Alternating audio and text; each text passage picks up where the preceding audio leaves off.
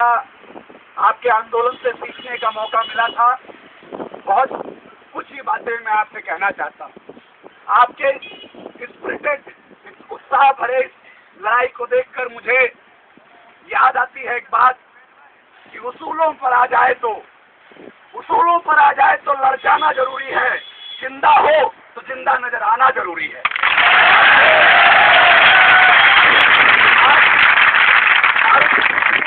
के हमारे जो नौजवान साथी हरियाणा के, पंजाब के, पश्चिमी उत्तर प्रदेश के और देश के दूसरे इलाकों से आए हमारे नौजवान दोस्त, संजय जिनसे मेरी दोस्ती हुई परसों, कृष्णा, ऐसे तमाम सारे हमारे नौजवान दोस्त, मैं आप सबको जिनका नाम नहीं जानता सैल्यूट करता हूँ। एक ऐसी लड़ाई से न सिर्फ भारत के मजदूर वर्ग के आंदोलन को एक नया उत्साह दिया है, बल्कि मजदूरों के इतर जो छात्र हैं, बुद्धिजीवी हैं, उनमें भी फिर से एक आत्मविश्वास पैदा किया है। आप एक ऐसी लड़ाई लड़ रहे हैं दोस्तों जो हम लोग सन 60 में, सन 70 में जीत चुके थे। हम लोग एक बार उन अधिकारों के लिए लड़ रहे हैं दोबारा जिनको हम जीत चुके थे। इस देश के सुप्रीम कोर्ट से लेकर सड़कों तक हमने यूनियनों का अधिकार, कारखानों के भीतर, फैक्ट्रियों के भीतर यूनियनें बनाने का अधिकार हमने जीता था। लेकिन मजदूर आंदोलन के नेतृत्व और बहुत सारी चीजों पर आज सवाल करने का वक्त नहीं है। आज लेकिन एक नया दौर इस देश में आया है जब हम लोग वो पुराना अधिकार जो हमारे पास, हमारे देश के मजदूरों के पास था, आज उस अधिकार के लिए लड़ रहे हैं। आज हमारी ये लड़ाई मारुति सुजुकी प्लांट के भीतर होने वाली लड़ाई, या ब्रिकोल तमिलनाडु कोयम्बटूर में होने वाली लड़ाई ब्रिकोल प्लांट के भीतर, या फरीदाबाद में या नरेला के आसपास के औद्योगिक इलाकों में होने वाली मजदूरों की लड़ाइयाँ बोनस के लिए, भत्ते के लिए और सुविधाओं के लिए नहीं है। आज उनकी लड़ाइयाँ अपनी यूनियन के अधिकार के लिए हैं। बहुत पीछे ढकेला गया था इस दौर में मजदूर वर्ग को। मैं फिर से एक बार आपको मुबारकबाद देना चाहता हूँ कि मजदूर वर्ग के आंदोलन के उस रथ को आपने गड्ढे से खींच के बाहर निकाला है और मजदूर वर्ग के लिए एक नई राह खोली है।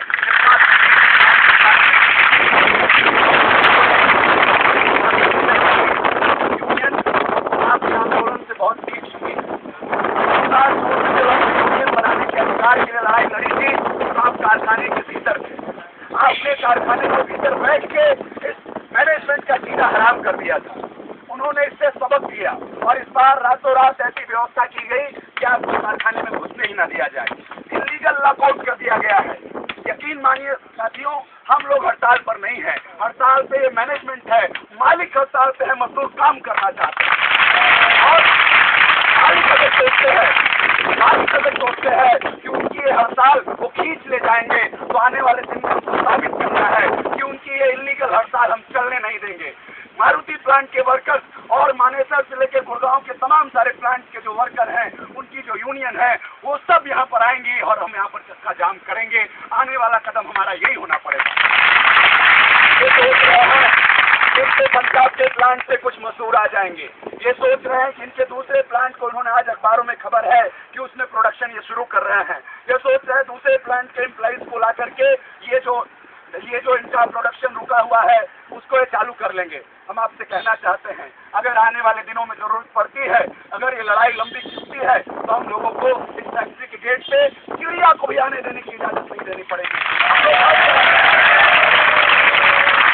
ये बात आज एकदम साफ है कि हम लोग एक ऐसी लड़ाई लड़ रहे हैं जिसमें 100 एकदम असमान ताकतें हैं। ये जो मैनेजमेंट है, इसके पास हुड्डा की ताकत है। ये जो मैनेजमेंट और मालिक है, इनके पास गुंडों की ताकत है, इनके पास पैसे की ताकत है, इनके पास संसद और विधानसभा और मीडिया की ताकत है। हमारे पास हमारे एकता की ताकत है, हमारे पास हमारे भाईचारे की ताकत है। मैंने उस दिन से आपसे कहा था, इनके पास दमन का डंडा है, लोभ की लाठी है, लालच की हथकड़ी है, घृणा, नफरत और शंका और कंफ्यूजन फैलाने की साजिशें हैं। हमारे पास ईमानदारी का आंखों में पानी है।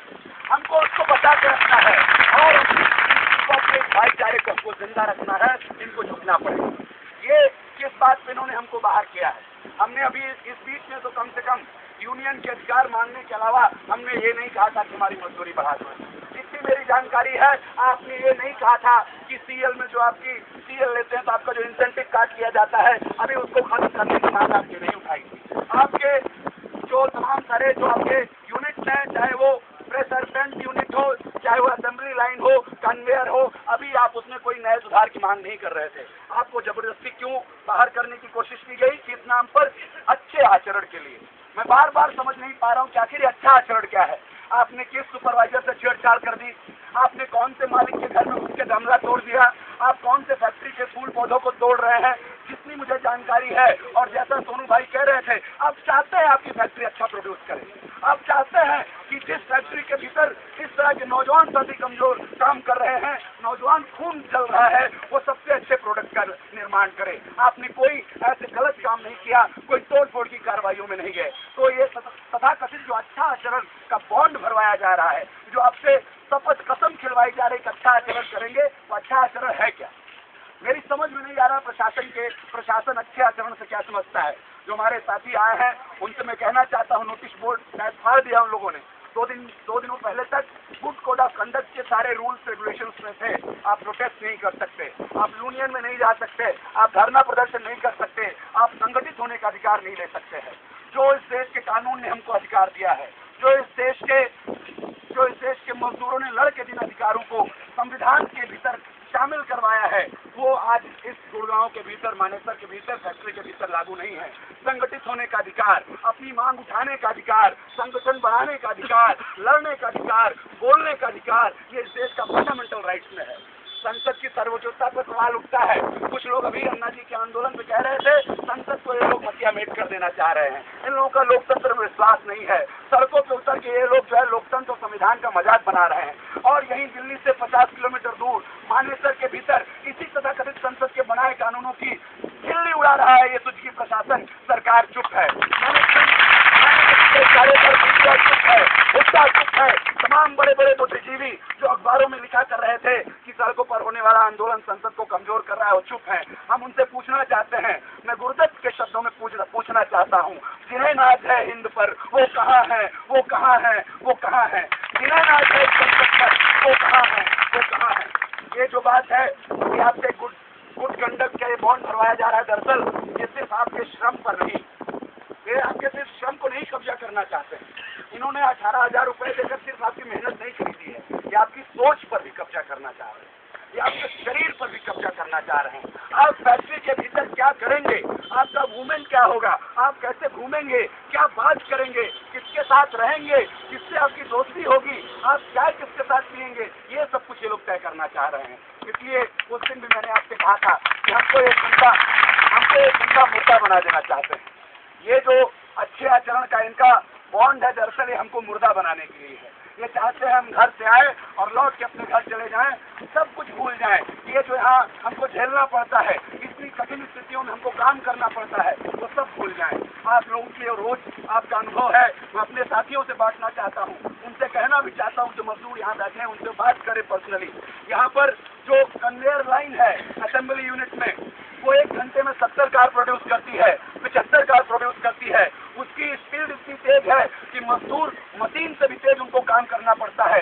हाफते उनका दम बेदम हो जाता है। लेकिन जब कोई जीएम, कोई मिनिस्टर विजिट मारता है तो कन्वेयर की स्पीड स्लो कर दी जाती है। उस समय 1 घंटे में 30 कार बनती है, उस समय 1 घंटे में 30 कार बनती है। लेकिन जैसे ही विजिट खत्म होती है, कन्वेयर की स्पीड फिर पुराने 70 कार पर आवर की स्पीड में चली जाती है। उनको कंपनसेट करना पड़ता है।